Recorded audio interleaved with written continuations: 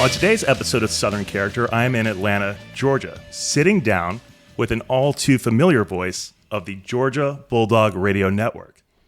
None other than Neil Williamson, known throughout the land by Georgia football fans as Hondo.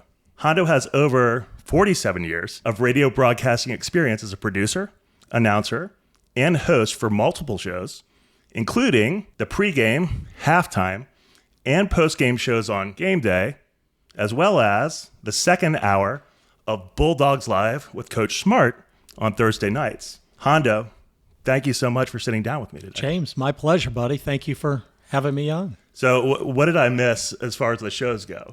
Is there anything that I missed there? No, that's pretty much it. You know, the broadcasting is now and has been a hobby. I have a real job during the week. Okay. And I work for Cox Media Group, primarily at WSB Radio for people in Atlanta who are familiar with it. But we have 4 radio stations, 97.1 The River, B98.5 FM, and KISS 104.1. Mm-hmm. And I work with our sales staffs and our clients during the week. And I do a lot of research and marketing work with them and messaging. For instance, I've had 2 different clients in this week, 3 last week, 3 the week before, who I take them through a process to try to help them get the most efficiency out of their advertising dollar, whether it's with us or their billboards or their digital or whatever it is. Try to help them make sure that I take them through 3.5-hour classes, frankly, and try to help them make sure that we're speaking to the ideal customer about the things that will make their ideal customer want to pick them when they Google. Okay. And then on the weekends in the fall, I don't play golf, and my wife lets me go away. You know Tina, of course. Yes. And Tina lets me go away, hopefully this year, 16 or 17 Saturdays in the fall, and go play Bulldogs announcer, which is a ton of fun. So that kind of takes me to my first question. It seems like you are very busy during the fall. Yeah. Suffice to say, do you get any sleep whatsoever during football season? Yeah, I always get my sleep. Okay, you get your sleep. I am a person who needs sleep. I am so envious of those people who can get by on 3 or 4 or 5 hours sleep. One of my best friends from high school, who I hadn't seen in 20 years, we visited her down in Perdido Bay a couple of weeks ago. We were down there for one of my daughter's concerts and visited with her, and she's a famous surgeon and doctor down in Mobile, and even in high school, she got by on 4 or 5 hours sleep and still does. And, if I could do that, the worlds I could conquer, but I'm a guy who needs his 8 hours. And if I only get 6.5, I'm going to find a way to chip back and pick some of that up. I might sleep for a half an hour in the front seat of my car if I have to. But so I would imagine that maybe you're a creature of routine or habit. And we all know that you don't just turn it on for football season and turn it off when it's done. It's year round, but obviously more time during the season. On game day, because you do a lot. Yeah. Walk me through, what is your routine on game day? From like, what time do you get up in the morning? Like, how does game day work for you? Everything is determined by the kickoff and home or away. So let's take the home games first, and let's just say it's a 3:30 kick. I'll have to do a little math out loud here. If it's a 3:30 kick, I go on the air at 12:30. Our broadcast begins at 11:30. So that means I want to be in Athens for pre-production by 10 a.m. Okay. I do not spend the night before. I've only done that once, and that was last year when my daughter's in-laws came in from Las Vegas, and we took them for a weekend up in Athens, and I spent the night in Athens the night before a game. I don't do that. Otherwise, I sleep in my own bed here in Dunwoody. So I'll get up at, whatever time that is, 8 o'clock, and have a little breakfast and get cleaned up and might leave a little earlier because I get schvilkies like everybody else. I'm ready to go. And then drive over there and do some pre-production and check all of my notes again for the 3-hour show. And then Kevin Butler and I will record one of our segments together right before he and Jeff Dantzler go on. They do the first hour of the broadcast. Then I come on for 3 hours with my partner, Lauren Smith, and with Scott Howard, our play-by-play man, Eric Zier, our color man, and DJ Shockley, our sideline reporter, the latter 2 being former, MVP type quarterbacks for Georgia, both NFL quarterbacks as well. And the 3 of us will yuck it up for 3 hours and talk about football and talk about Georgia. And then it's time to kick off. And during the game, I will sit in between. Eric Zier is on my left. Again, he's the color announcer. Scott Howard is on my right. He is the play-by-play announcer. And I have a board that's probably 16 inches wide by 12 inches tall that has the depth chart for Georgia on offense on one side, defense on the other. So for quarterback, it'll say Carson Beck. He's 6'4", 220 pounds, senior out of wherever Carson's from. I forget, somewhere Florida, and whatever other little note is on there. Somebody else makes the boards. And then it'll have his backup and his backup and his backup for every position. And that way during the game, and there's someone just like me sitting on Scott's right who's doing the opponent. His name is Chris Schiavone, and he's been with us, for about 12 years. And during the game, I am another set of eyes for Georgia for those two announcers who are on the air. So as things are happening on the field and Scott says, we pitched the ball out, Sony Michel got a block, he picks up 5, 10, 15, 20, he's knocked out of bounds at the 22, Georgia's got a first down just outside the red zone and all, and I'll be pointing to this guard, and we have hand signals, he pulled, that's the guy you saw gave the block. Just in case he or Eric didn't see it, they've got that second set of eyes, and that way Scott can just glance over and go, oh, Micah Morris is the guy who popped out there, and a pulling guard and yada, yada. Now, Scott's seen it a lot of times and Eric's seen it, but a lot of times they haven't because there's so much going, 22 guys on the football field. And I have a good idea of what they're looking at, therefore what things that I can look at that can help them out. Chris does the same thing with the opponent. And then I'll keep some stats and I'll keep a running play-by-play for myself for my halftime report. But during the game, there are plenty of times where I will wait till there's a break. If Eric's talking, to look at Scott to take off his headphones and say, that's 9 completions in a row for Beck, in case he doesn't know it.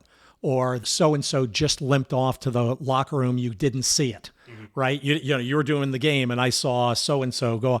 So little sidebars like that so that he can keep the flow of the game going. In TV, you have all kinds of people, all kinds of eyes on that stuff who are able to do it. And, Scott and Eric have Chris and me, and that's kind of it. No, it's amazing. And I would lose sight of the fact.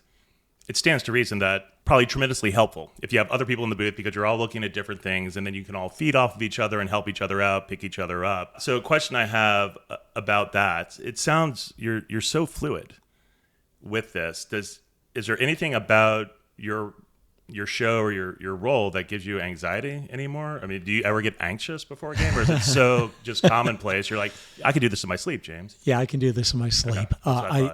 I am very much a guy who has to prepare. I am not a guy. I worked with a guy on one broadcast team years ago, and he would come in and he would pick up the notes that the PR people had given him, and he'd be, he had a 45-minute pregame, and he'd be saying, wow, this is the 42nd time that the Sharks have gone into Boston to play hockey, and this is, they're all-time. I mean, he didn't do a lot of prep, and I always knew that I was not going to be like that. I wanted to be fully prepared. Everything I do is, I don't want to say scripted out, but I do a lot of scripting for our tailgate show for the guys because we don't have a producer in our ear when there are 5 voices on mic and you can't see 2 of them. Shock's down on the field. Scott's up in the booth. Lauren, Eric, and I are out there in front of anywhere from 100 to 2,000 fans, depending on the time of day before a game. We're out in front of the bookstore at UGA, and we're broadcasting. There's not somebody who can say, okay, Shock, you take it after Z.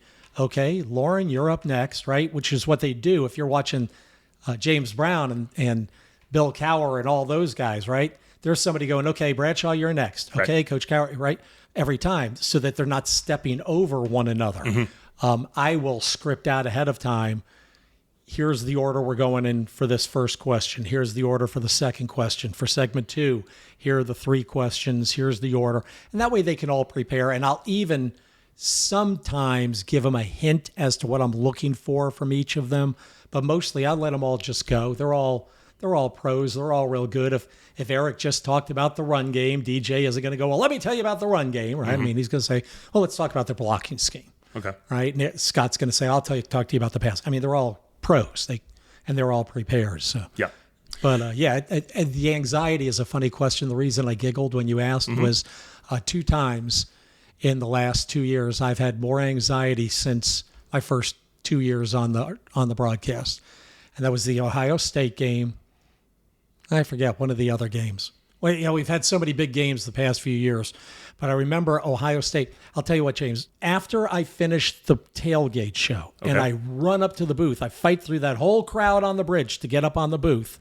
I've got about 25 minutes to go to the bathroom for the first time in 3.5 hours, to get my dinner from the lunch line, to get in and eat my dinner, and then to be fully prepared so that everything is out and up in place at my broadcast. I can't believe they don't have the food out there waiting for you. So you go pick up something, then you're running around trying to get up. But no, there's you walk up and you get a plate or a box lunch or whatever. It's not a big deal.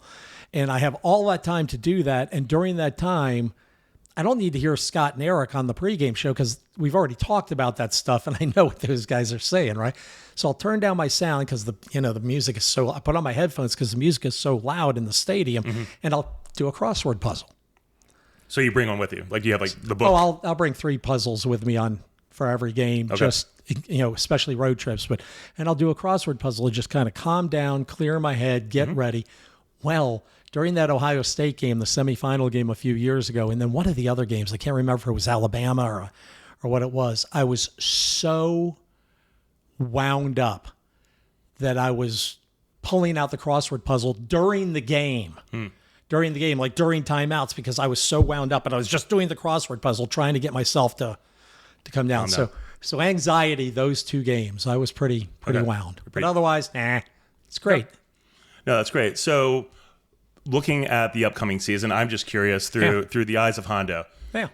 What are you most excited about, whether, it's a player or is there anything about this upcoming season that you're really jazzed about? Yeah, when you're preseason number 1 in everybody's eyes and in our own eyes, that's what you're excited about. Is we're freaking great. And we've been great, and we're going to keep being great with Coach Smart and the resources that Josh Brooks and our alumni and President Moorhead have given us. And it's fun to be champion. You play competitive sports. You understand it's fun to win. Of course. And losing is hard. Louis Grizzard was the first guy I ever saw, the great columnist for the AJC back in the 80s and 90s. And Louis once wrote, after a Georgia loss, I remember he said, the losses just stay with you so much longer than the wins. And they do, whether you're a player, a fan, or announcer. I really kind of believe that. No, 100%. So here's a question I have for you. You've been basically, I would say, around the SEC and back again because you do home and away. Yeah. Where is your favorite game day experience outside of Athens? I'm just curious about that. Do you have one? Well, it would kind of be a tie. One is I love playing at the Western Extension office of Sanford Stadium. Okay. Which is located on North Avenue. Down off of I-85, because we've won there every time since 2001. So it's like 20 or 12 times in a row, whatever that math is. So I don't even call it by its name anymore. It's just the Western Satellite branch of Sanford Stadium. People in Atlanta call it Grant Field, Bobby Dodd Stadium. But I love winning there. Oh my goodness. But really the most fun, I think the most fun place to go to and to do a game is Baton Rouge. God bless you. Yeah. There's nothing like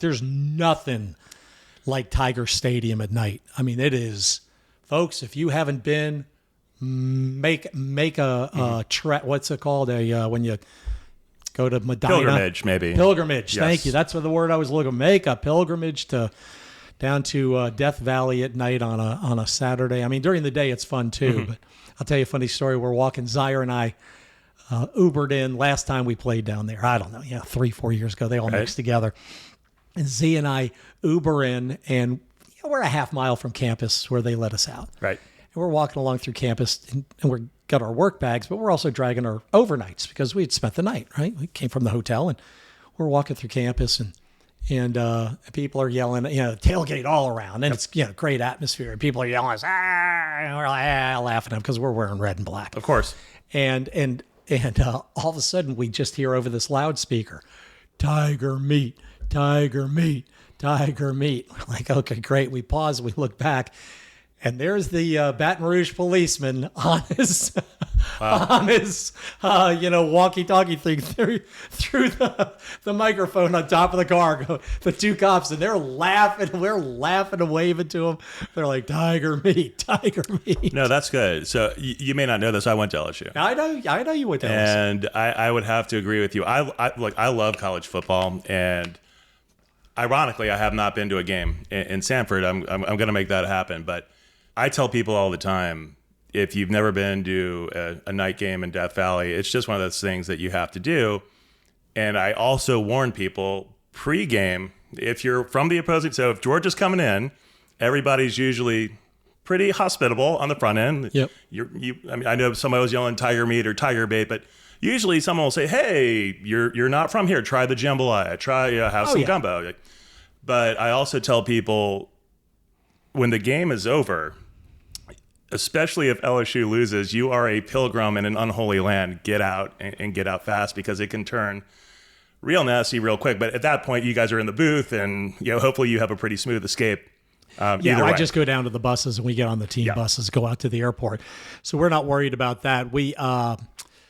I've been in the SEC now, covering games, going to games for 48 years and covering games for 45.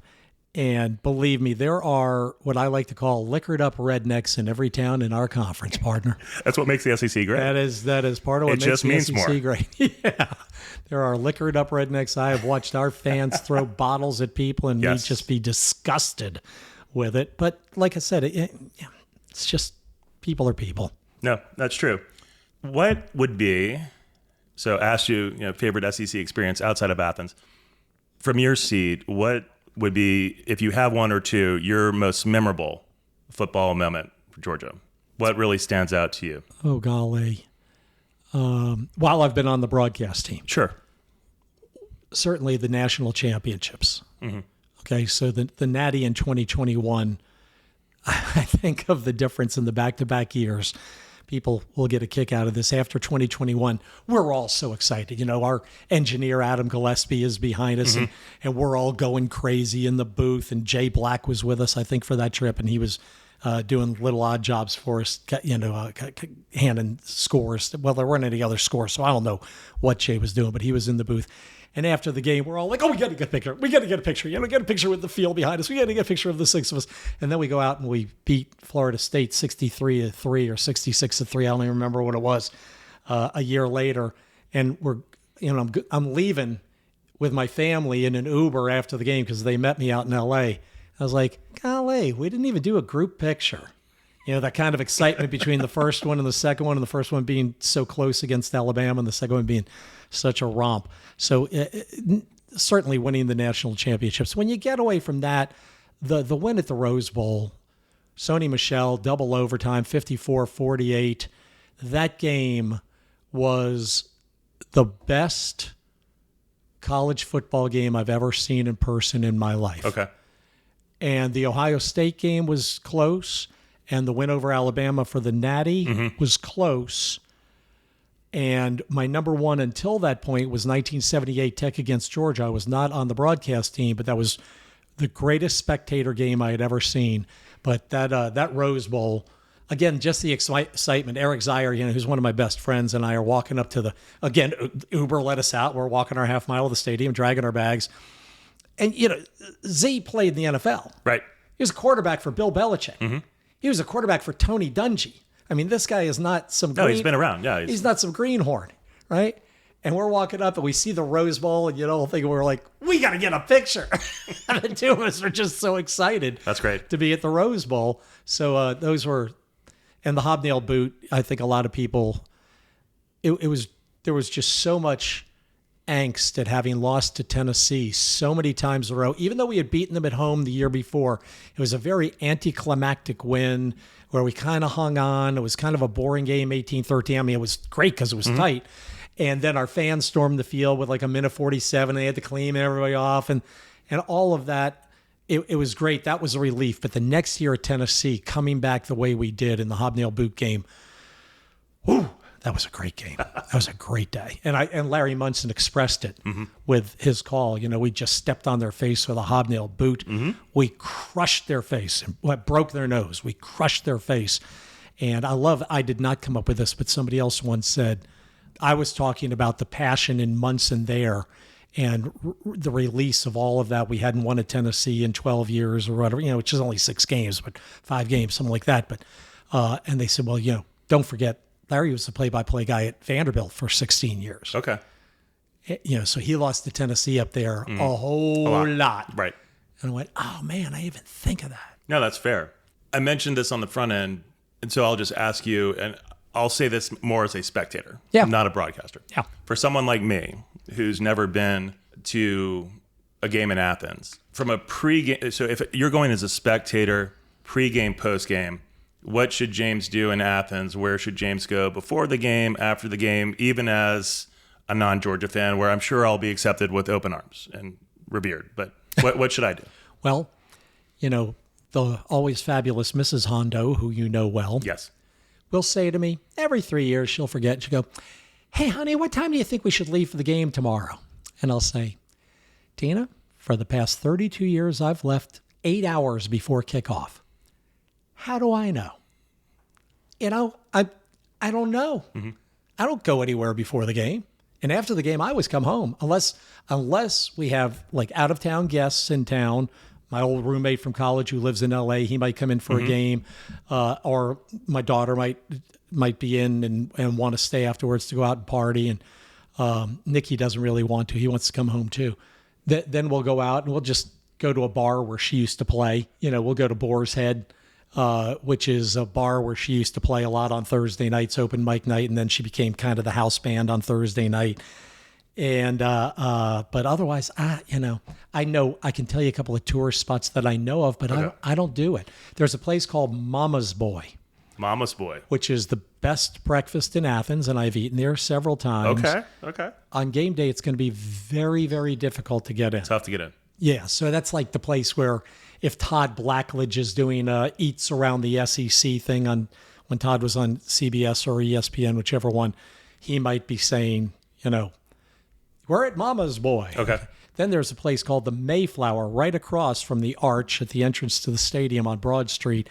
And the Mayflower's been there since before I went to school there. Okay. And it's a little Formica top diner type of place. And is the food great? No, but it's the Mayflower, dude.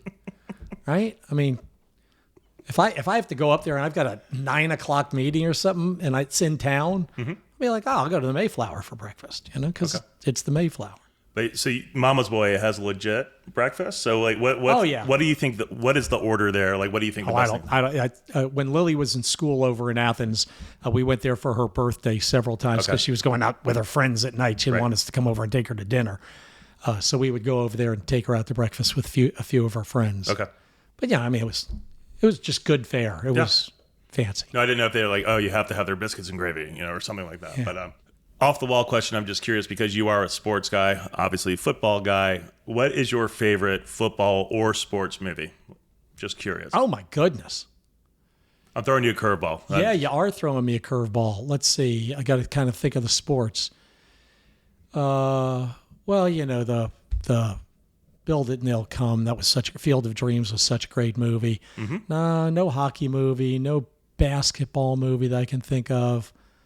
Football movie, the original Longest Yard was good, but I was also 17, so who knows how good it was. And it's probably Field of Dreams. Field of Dreams? Okay. Yeah, but something else might pop in here. Yeah.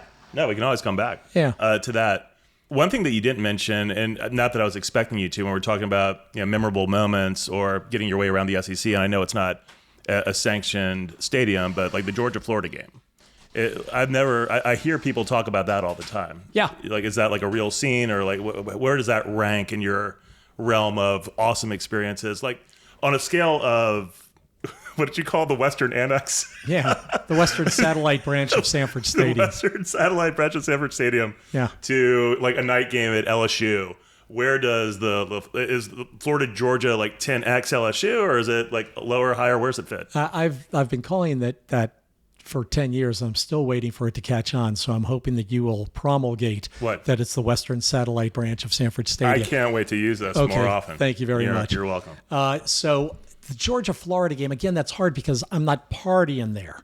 Okay. Right? Yeah. I mean, we're we go out the night before Greg McGarity, when he took over as athletic director at UGA. Greg McGarity started taking a huge group out for dinner every Friday night for a road game, and Josh Brooks has continued that. So the announcers, the coaches' wives, the head coach's security detail, the medical staff, and then the sports information staff. And if there are donors, President Moorhead and donors might come along unless they're going somewhere else.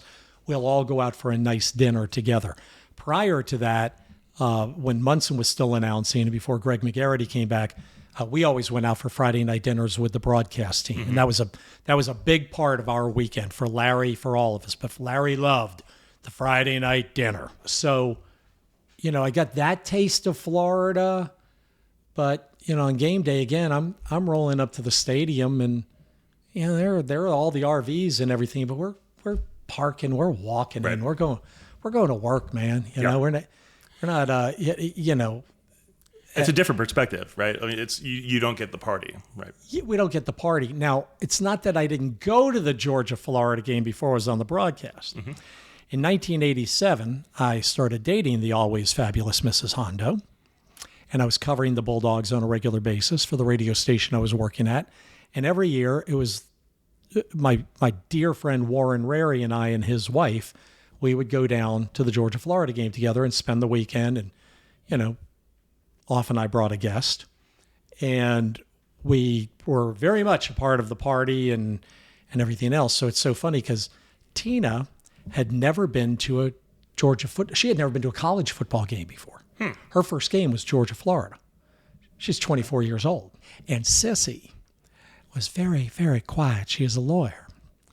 Sissy, we were in a van driving down to Jacksonville. And Tina's going, I can't wait. I'm so fired up to do this. This is going to be great. And Sissy says, well, Tina, you understand that when you go down there will be grown men who get down on their hands and knees in the street and start barking at other people. Tina goes, get out of there. She goes, no, it's a scene. That's going to happen. Yeah, and she says, you realize there are grown men who will tie little rubber alligators with a string around their neck and stand on the side of the road and throw them underneath trucks and buses as they drive by. And Tina's like, come on. And Sissy says, no, that's true. And everybody's like, no, that's true. Sissy says, and you realize you're dating one of those men. Oh, that's a great tie-in. So I wanted to go take a step back to Hondo's roots. Yeah. So where are you from originally? I don't know where you're from originally. Where are you from? I was born Southern. I'm Bulldog by the grace of God. Seriously. I was born in Asheville, North Carolina. My father was the head of the United Way there back in the late 50s. And he was transferred to the national office for the United Way of America in August of 1958. So I was 6 months old, and we moved to suburban New York, Westchester County, New Rochelle, Scarsdale, where I grew up till I was 14, and then we moved to Atlanta. And I went to high school in DeKalb County at Henderson High School, which is in between Lakeside and Tucker. It's now a middle school called Henderson Middle School. And I've lived in DeKalb County ever since, except for my 4 years in Athens. Okay. So I'm going to ask you, in your email address, it says, go Dogs, go Sox. What's the tie to Boston? Yes. Big whole family, big Celtics, Red Sox, Bruins fans. Okay. My parents were born and raised in South Boston. So when I was a kid, my parents were real excited in 1967 about the Boston Red Sox, who had been horrible for most of 20 years. And they were suddenly very good, and they had this player with a funny name, Yastrzemski. Mm-hmm. And they were so excited on the last day of Sunday, last day of the season, they won the pennant.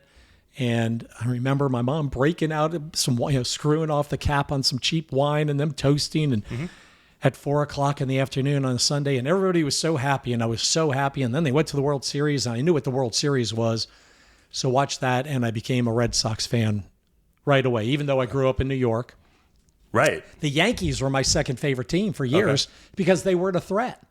all my friends were Yankees fans or Mets fans, and the Yankees weren't a threat. They weren't any good. Whitey Ford was gone. Mickey Mantle had 1 or 2 years left. Bobby Cox was the third baseman in 1968. That's right. With Mickey Mantle. Bobby and I have talked about that team. Oh, I could tell you a funny story about that. Anyway, I was a Red Sox fan and started playing sports right about then. I guess I'd been playing baseball, but I was playing basketball. And, hey, who's the boss of the team in basketball? Oh, the Celtics. They win every year. I was like, I'm a Celtics fan too. Mm-hmm. And I was like, who's the hockey team? The Bruins. Okay. Bruins. And I like the New York Football Giants, which, most younger people don't realize this. In fact, a woman I work with at WSB, she was telling me she grew up in Massachusetts for her youth. And so she's a big Boston fan. And she was telling me, yeah, but my grandfather, he's a Giants fan. Isn't that weird? Not a Pats fan. And I said, no. And I explained to her why, because there wasn't an NFL team in Boston until the merger. In whatever that was, 71, the Super Bowl was 69. So whenever the merger took place, the actual merger, there wasn't an NFL team. And all the kids in New England grew up on the New York Football Giants because there was no AFL until 1960. And the Jets, the Titans at first, and then the Jets didn't come along. So all that whole generation grew up on the Giants. Well, they didn't give up on the Giants, right? And then, eventually new generations came along. They're all Pats fans. And I always say I cheer for the Pats because of all my Bruins, Celtics, Red Sox friends and relatives, but I don't claim the wins. Okay. But you say, so your mom and dad grew up in Boston? Yeah. Did I get that? Okay. Yeah. My dad went to BC. My brother went to BC. So did they, I think one of the best accents on the planet is the Boston accent. Oh, yeah. Are they full on Boston accent or they're no? both gone. They've both been gone a long Okay. time. They've both been gone a long time. But no, my mother did not have a Boston accent. My father's was not thick, but it's funny. I was saying to my wife and my in-laws when we were down in Panama City a couple of weeks ago that I always thought that everyone else was mispronouncing Worcestershire. People would say Worcestershire sauce. I go, it's Worcestershire. Like Worcester. Yeah. Like Worcester. Yeah. Yeah. Yeah. It's Worcester. Yeah. We're up here in Worcester. We're going to have a grinder in Worcester. Yeah. Yeah. Hey, we played in the street hockey tournament up there in Leominster a bunch of years in the 1980s, my street hockey team. And they go, these guys are from Georgia. They play street hockey in Georgia. You guys want a grinder? Yeah. So since we touched on sports movies, what's your favorite? I feel like there's so many movies that feature the Boston accent. Do you have a favorite Boston movie or no? I can tell you what my least favorite movies on TV shows are. Perfect. And those are the ones with Southern accents. Yes. Because they all think that they have to talk like the characters on Saturday Night Live when they're doing the Colonel Lingus and blah, blah, blah, right? And they all think that they have to talk like this. Yes. And it's like, oh my God. It's 2024 and you guys don't know that we don't talk like that down here? Yeah, my dad and I have it's an ongoing family joke, and we do it all the time because it's the Southern accent, the New Orleans accent. Mm-hmm. It's just ridiculous in these movies and TV shows. And there was one in particular, and I forget what movie it was, but they're in New Orleans, and it's the muckety muck man and the muckety muck, the super snooty, and they're at this restaurant, and they're ordering the brunch, and excuse me, sir, I'd like to order the egg Saint Jacques, and I'm looking at my mom, my sister, my dad. There's no such thing, right, as eggs Saint Jacques anywhere in New Orleans. So anytime I'm in New Orleans with my parents and we go to brunch somewhere, I always tell my dad I'm going to order the eggs Saint Jacques. I'll remember that if I ever meet your dad. Yes, that's very good. Yeah, so I hate that. In fact, we'll watch shows, and when there are good Southern accents, I'll be like, she has to be from the South. And look and go, Reese Witherspoon, born in, raised in Tennessee, or this person raised in Texas. And I'm always pleased when I see the people who are from Toronto or New York or California who actually get the Southern accent right. The Boston accent, I don't know. I don't pay enough attention. Yep. I mean, Affleck and Damon are both from there, so they do it right. Right. They do it right. They do. No, it's Good Will Hunting, and my favorite Boston movie is The Town. Yeah, I don't know if you've ever seen it. Yeah, of course. Yeah, of course you've seen that. Yeah. All right. So how did you break into broadcasting? Was it at Georgia, or how did this whole Hondo train start rolling? Yeah, well, again, in 69 with the Red Sox, and I learned how to keep score, and I started keeping score. Okay. And God, I love sports. And I mean, you talk about a kid with a ball. I was the kid who stood out there and threw the ball off the brick wall 3 hours a day, right? Announcing the whole game. Well, I had Juan Marichал's kick down, man. I was the Giants against the Cardinals. I was the Red Sox against the Orioles. I was whoever it was, and memorizing all those lineups and throwing a ball against a wall. And, in basketball, I was out shooting all day. Street hockey, same thing. I was very small, very slight, and very tiny in football, and realized early this is not the sport for small, slight guys. First of all, because I was sitting on the bench the whole time. And then when I got in, I was getting crushed. And I grew up in high school is when I actually gained my height. But so no football, and I was the worst baseball hitter you've ever seen in your life. Okay. My brother says I was a bad fielder and couldn't throw, but I got better at that. By 7th grade, I mean, I could catch and throw just fine with anybody, and actually had a great softball career at Georgia and won championships in restaurant leagues and played center field, and hit 3rd or 5th or 6th or whatever. He won the dorm championship in our complex up at Georgia. I was a third baseman because we had 4 better outfielders. But I was such a bad baseball player, so I'd keep score for the team because I like to be part of the team. And even when I was in the 3rd and 4th grade, I was keeping score for the varsity basketball team at our Catholic school, 7th and 8th grade. I was the scorekeeper. Okay. And the coach loved me, or he'd say, I got somebody else who can do score tonight. Can you do rebounds and assists? And here's what I need you. I was 4th grade. It's like, yeah, okay, I can look for that. And I loved all of that stuff. And, when you're bad, you learn how to do a couple of things. You'll learn how to pretend to announce. You learn how to spin a basketball, right? I mean, you want to see a guy spin a basketball? I can't. I tried last week. I couldn't do it. But I could spin a basketball, this finger, that finger, that finger, that finger, flip it in the air, catch it on my thumb, bounce it off my head, catch it on my thumb. Because you're sitting on the bench. You're not any good. Now, I was okay enough in basketball to play some. But yeah, and I wanted to be close to sports. Got up to Georgia. Met a guy at the end of my freshman year who worked for the college radio station. I said, well, that's what I want to do, radio and TV. He said, well, come on up. It was really the last couple of weeks. He said, come on up in September and I'll get you started. Within 3 days, I was on the air doing a sports report. And 3 months after that, I got my FCC license because I love music too. Okay. And I didn't know if I wanted to be a disc jockey or a sports announcer. My goal as a youngster was always I wanted to be the host of Jeopardy or of the $10,000 Pyramid. Okay. Right? Yeah. And then Jeopardy got canceled in 1977 or whatever. 76 was like, well, that dream is dashed. That show will never come back. And Art Fleming, back to the original Jeopardy. And then just started doing play-by-play. We did Georgia baseball for 3 years and play-by-play in color. We did Georgia women's basketball for 3 years. I like to tell people I was women's basketball before women's basketball was cool. Andy Landers is a friend of mine. His first year as Georgia's coach was my second year on the broadcast team. And, I'll talk to him. I can still name his starting 5 and stuff. At least 3 of them right now. I can't remember the 2 women who had similar names, but I would come up with it. It's not like it's committed to memory. But like I tell him, I mean, there were games where there were 25 people in the stands, This kid was from Kentucky. Her mom and dad didn't drive down for a Tuesday night game. And this girl, there were 25 people, 50 people in the stands max for game after game for women's basketball. And, we were out there plugging our trade and doing it. Was a disc jockey, ran the college radio station for a year. One of the guys who worked with me there for 3 years got a job at 94Q, which is now Star 94 in Atlanta. Right. His name's Reed Haggard, incredible deep pipes. And Reed, I called him up one night. I was waiting tables after I got out of Georgia, trying to figure out what I was going to do. Called him up. He was on the air 2 to 6 in the morning. Got off the air, waiting tables at a disco. Called him up, heard him he called his request line. He goes, man, I've been trying to reach you. Where are you? I've been trying to find you. We got an opening here. Really? And there it was. I got hired in Atlanta when I was 22 and at the #1 radio station in town. Huge ratings, huge revenue. Yep. Worked there for 9 years. So let's get back to the wonderful Mrs. Williamson. You said 1987 is when you started dating, I believe.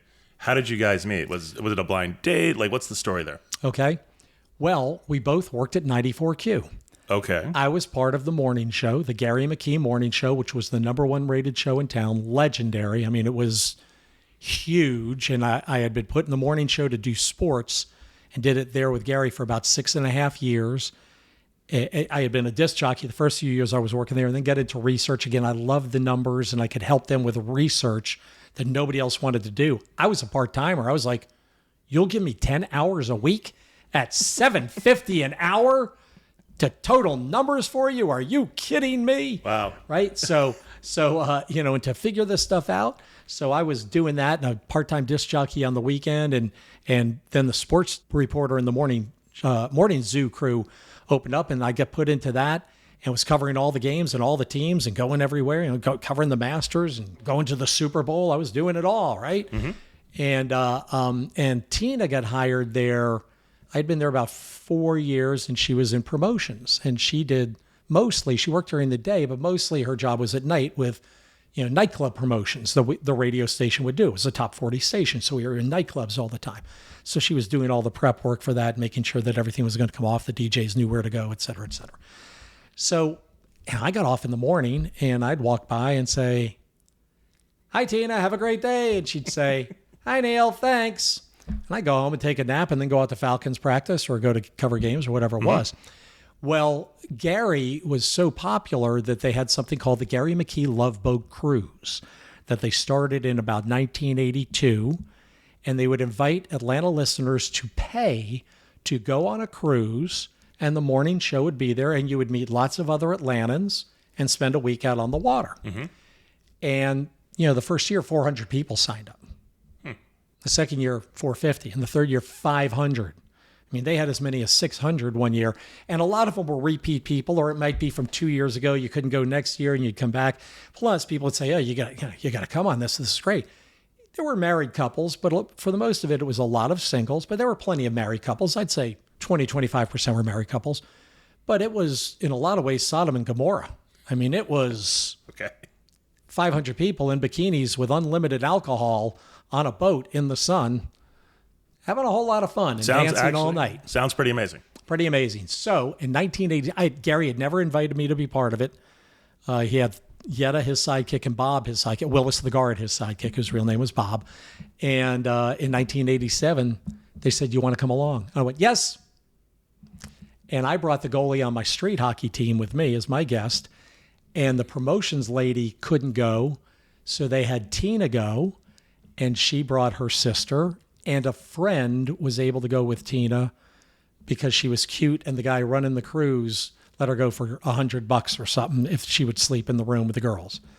I went to high school with that third girl, and Bucky used to work, my goaltender used to work with her. Okay. So all of a sudden, we were able to talk to these three really cute chicks who we would have never talked to because we both knew Kelly. I worked with Tina, but again, it was, "Hi, Tina. Hi, Neil. Bye, Tina. Bye, Neil." And we fell in love in Bermuda in the moonlight, and that's we never looked back. I love that. It was practically love at first kiss. And let me say one thing in Mrs. Williamson's defense. Sure. She kept saying, "This pink sand, this sun, this alcohol, this moonlight, you ain't getting any on this boat, mister." We're going to get back to dry land and see where this relationship goes. All right, she stuck to her guns. That's good. That's yes. Good. So when did you guys end up getting married then? We got married in April 8th of 1989. So a year and a half later. And so you have two children, Nick and Lily. Yep. Around what point in time did they come along? I was 35 with the first and 39 with the second. Okay. So, and Tina's 5 years younger than I. Okay. So we had been married 6 years when Lily was born. Okay. We wanted time together. Mm-hmm, sure. Again, I was 29, she was 24 when we got married, and we knew that we'd be a little bit older parents, but we wanted time together, and we were having a good time. You know, I mean, we were in radio, and then she went to work for CBS Records, and so it was like, "Oh, the Stones are coming. Let's go see them in Birmingham, and let's go see them in Atlanta, and let's go see them here, and here's their entire CD catalog." And, right. We were having a good time. Yeah, it's fun. So both your kids went to Georgia? No, neither. Oh, I thought you were saying. Lily went to school in Athens. She didn't go to Georgia. She went to North Georgia College. Oh, okay. Yep, and I'm sorry. pretended to go to class there. Got it. And was up there for 4 years, 4.5 years, and that's where she started her music career. Yeah. So you said that she played in the bars and eventually became the house band. How did she get into that? Well, she was always from the day that from the day Lily was little and could play an instrument. Nikki's 4 years young. Nick, her son, is 4 years younger. Tina said, I just want to put stuff in front of them and let them make their choices. See what they do. See if they want to dance, see if they want to play soccer, see if they want to play guitar, see if they want to play, what's going to interest them. And fortunately, we had the means to give them the opportunity to try these things. And both loved sports, both were athletic and good at it, and like their mother, not their father, and both took to guitar. Lily was a drummer from the first grade on. We bought her a kit. She was so good. I mean, her first grade music teacher was going, wow, she can really drum. So she had rhythm. She had a nice kit, and then took a couple of guitar lessons, and she picked that up right away. And she was very reclusive with it. She would practice and play in her room. Okay. This is even through high school now. But she wouldn't want to play for us. Well, we would sneak up outside her bedroom and on the top of the stairs here and listen. Oh, yeah, she's playing with her friends in the room. They would sit in there and sing with her. And when she got up to Georgia, she went to open mic night at this place. I said it earlier, Boar's Head Lounge, Boar's Head Inn, Boar's Head Lounge, whatever it is, which is a great outdoor venue. It's got indoor too, but got great bands stand up there. With like 4 musicians crammed in, and everybody's crammed up in your face. It's like a Blues Brothers scenario, right? I mean, it's tons of fun, and it's college kids and all that. And she went to open mic night and called up and told us. We were like, wow, fantastic. And then the next week went back, and the guy came up to her and went, who are you? And he was the guy who booked the music there. And she told him, she goes, why don't you come back on Thursday night and I'll let you play for tips. And I might be getting parts of this wrong, but she did that. And then she was meeting other people there from open mic nights, and she assembled a little band. Okay. And that band morphed. This person moved out, this person moved in, out, in, out. And then Nick, our son, was playing guitar. Now, Nick was the exact opposite. We would be in the middle of a great, thrilling movie, at the critical climax with 7 minutes left. And Nicky was 10 years old, and he would walk in, turn on the light, pause the movie, and go, hey, I learned how to play Live and Let Die, and sit down and start playing on the guitar. We'd be like, great, Nicky. Yeah. Right? Awesome. You want to encourage your kids. Yeah, of course. And of course, it was wonderful. It was fine. But by the time Nick was 17, we would drive him over, especially during the summer, and he would play lead guitar in her group. Really? Okay, I didn't realize that. Yeah, but he was playing football for St. Pius here in Atlanta. So he, had 6 o'clock weightlifting every day. So it wasn't like he could do that during the season with school and everything else. But if she had a Saturday night gig and he had a game on Friday night, we might drive him over. Okay. And he would play. And during the summer, we would. Yeah. No, that's amazing. And so, but now, I mean, she's killing it. Lily Rose is killing it in Nashville. Yeah, she's doing well. So you guys go check out the shows, go when she goes on tour, you guys travel around, see that? Yeah, where we can. Lil's, for those who don't know, she's Lily Rose. She's a country music artist on the Big Loud label, which has Hardy and Morgan Wallen and Ashley Cook and a whole lot of other very successful artists. Lily was signed to a deal about 4 years ago after a song she had written that she put on the internet. Right. And she put it out on Instagram or whatever. TikTok. Yep. Thank you. I knew it was one of them that I'm not on. And she put it on TikTok, Villain, and it just took off. Skyrocketed. Right. It went crazy. And she suddenly had Sony Music and Big Loud and Big Machine and everybody calling her up going, who are you? You live here in Nashville. We want to talk to you. And she signed with Big Loud. It's just been great. And she's just put out an EP, her first EP. So 6 songs on one release. Yep. And she's going to round out the album with 11 more in September. That's awesome. It's called Running Out of Time. And she spent most of last year opening for Sam Hunt around the country. And Sam's a terrific artist. And then when Sam was on sabbatical in October and November, Shania Twain brought her out for 11 dates. So she was around the country in Canada with Shania Twain. That's awesome. Unbelievable. And then Sam went back out on tour here at the beginning of 2024. And she was out with Sam until that tour ended. And now she's been out with Luke Bryan for a few weeks and just did a weekend, including here in Atlanta with Cole Swindell. But she's going back on the road with Luke for the rest of the summer, and then she goes on a headline tour at much smaller venues. Then she's playing with Shania Twain and Luke Bryan and Sam Hunt, a nationwide tour come September. Yeah, I was actually looking at her schedule, and I think it's a Georgia off week, but I think she's playing in Athens on September 14th or something like that, or somewhere around there. Somewhere around there. It's our bye week, so we play the 31st, right. the 7th, 14th. So she's probably playing the 20th of Friday night on the 19th maybe. And so did you have her book it on the bye week so that you and Mrs. Williamson could go? Or was no, that she's actually played on a game week before too, at the Georgia Theater. She's headlining this one. We're really excited to see her in Athens. Yeah, that's really cool. Congratulations on that. So want to get back to Hondo. Yeah. Outside of football. Oh, and Nick, I wanted to say Nick's an artist too, and Nick is actually working on an album.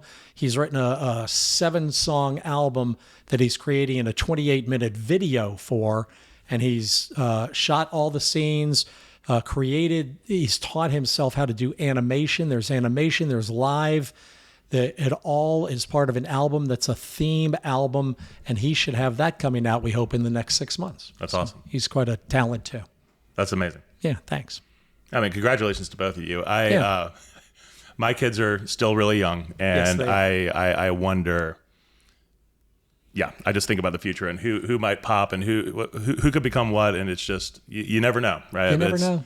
It's going to be interesting to see. So I want to transition back to you, and outside of football, what other things that are you working on, are you passionate about that don't involve Georgia football? Is there, what do you have going on? Before I answer that, and I hate when people do this to me, I thought of other movies or boxing movies. Okay, great. And there have been some great boxing movies. Yes. Yeah. Hit me. Well, literally hit me. Come on. $1 Million Baby. That's a great terrific movie. The first Rocky was great. The second Rocky, I think, was good, if I remember it right. Rocky 2, and I don't think I saw the Ivan Drago, whatever it was. That was 4. That was 4. Yeah, I didn't see any of those. There's another boxing movie that I'm missing. Oh, Raging Bull. Oh my Raging gosh. Bull. Fantastic movie. Anyway, I'm sorry. No, that's that okay. popped into my head, and I knew it would be gone again. We killed Medicare.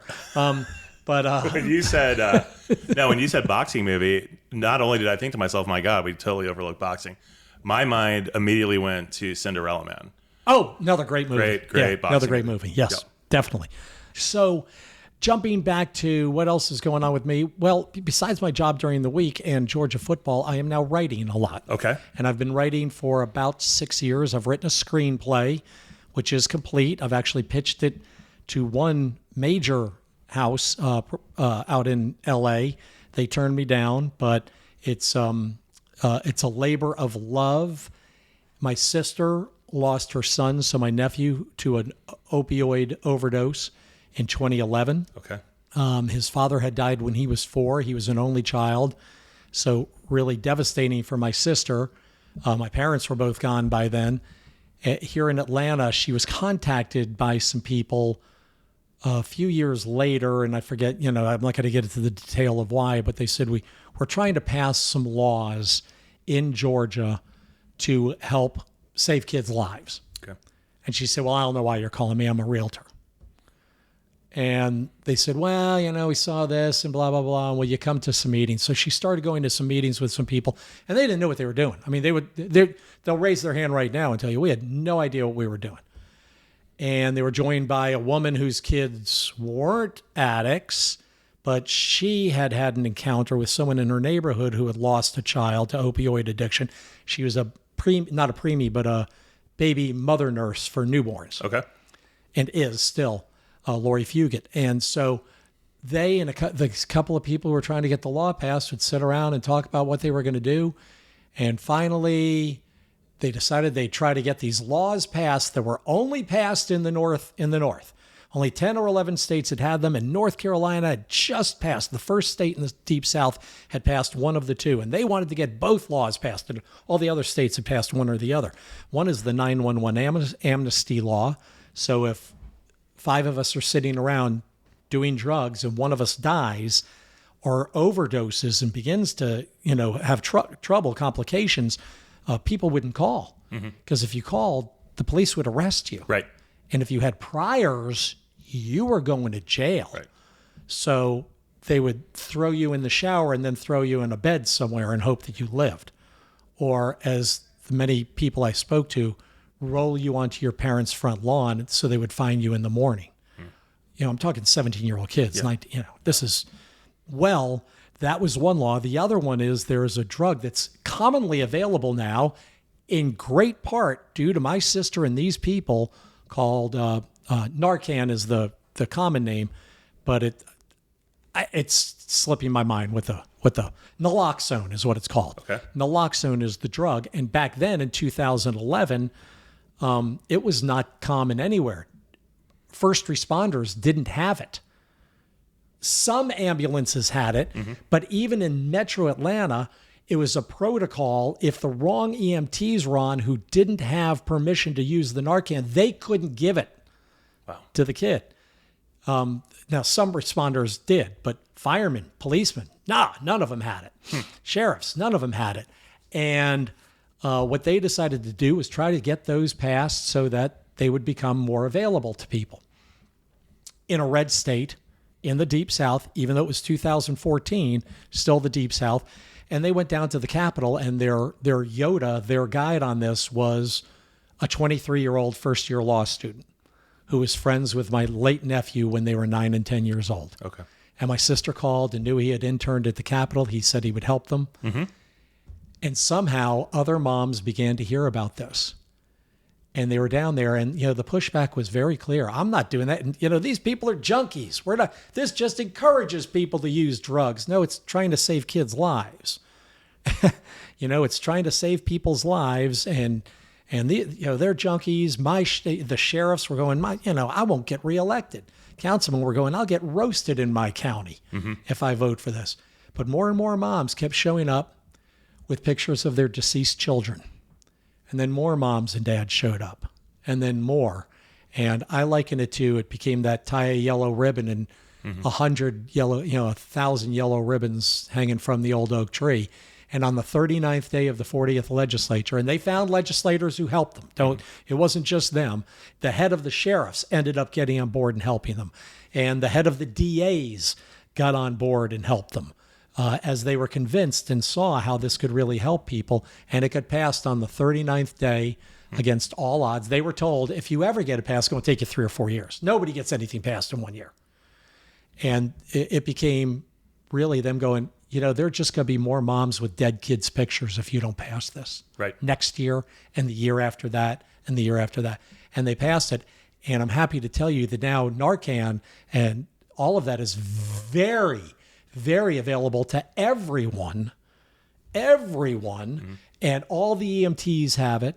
The one police officer who came down who had lost her daughter, a lieutenant in the Holly Springs Police Department, had lost her daughter. She came down and testified for them in the subcommittees, and Holly Springs was the first police department in the state after July 1st is when Georgia, you can now the laws go into effect. Yes. And once it went into effect, they put them in their cars, and one of her officers saved the kid the next day. That's amazing.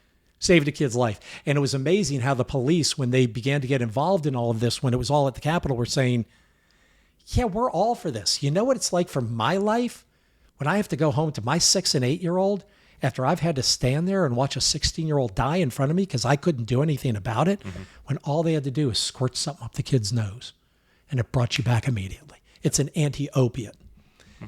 And if you're not overdosing, if you were having an epileptic fit, it's like squirting water up their nose. Okay. There are no side effects. It was just such common sense that people wouldn't do. My sister ended up speaking all over the country at different states where people were trying to get this done. She and Lori, while they both worked their full-time jobs, started a 501c3. They have saved over 10,000 lives just with their 501c3 that's manned all by volunteers of moms and other nurses who pack kits, and then they send kits off to people. My son is a user. My husband's a user. Will you please send me one so I might be able to save their life? And when they get a call back from somebody saying, I saved his life, will you send me another one?